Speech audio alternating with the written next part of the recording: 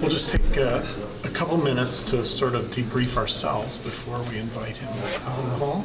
Okay? Just sort of to practice. Of course, we'll start by thanking him. And then you want to just do a whip around now and start with affirmations. And then we'll do another with, I wonder statements.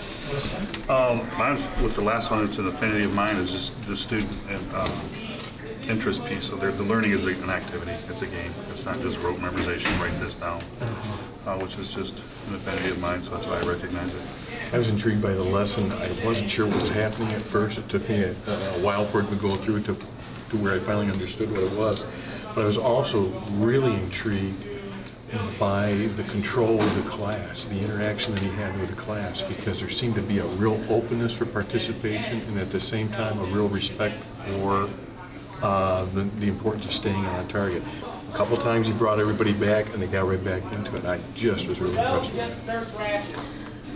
I appreciated the way that it was literally up on Front Street and the kids were right there, and along with what you said, the way that he seemed to really know the kids, and he wasn't afraid to allow them to kind of get a little bit over the edge, and then because he knew he could bring them back, which the kids, I felt, with this particular group, was where they needed to be.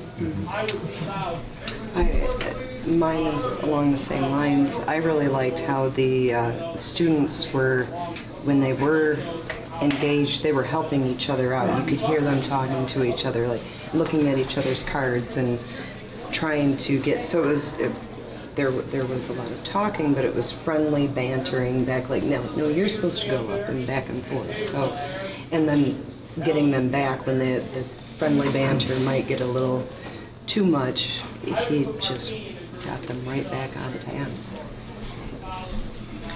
The academic language was moving, not only from Matt to the students, but within the students, and the expectation that they use that when they're talking about themes and the characters, just the expectation that students are using that language. Yeah, it was kind of a devious little game because there was just no way that you could be unengaged in this lesson, because if you just kind of nod it off for 1 minute, you're gonna have someone elbowing you and say you're supposed to be up there. So that was a pretty clever game. I was wondering about, and I think you're trying to keep the pace going, and I noticed about them defending why they were up there. And I noticed some of them weren't quite sure, some of them were standing up there and you would ask them and prompt them.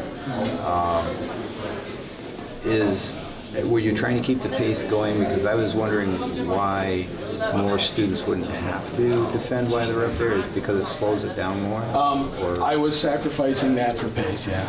And I asked, the students that I prompted were students, either it was for a specific point I wanted to make for the class, or if it was a student that I felt confident had an answer and I could put them on the spot. If I do this, going forward, I would do this again and allow myself a longer period of time ahead of the testing for review so that more could defend them, because I liked that part of it. I just wanted to do it more, but I sacrificed that for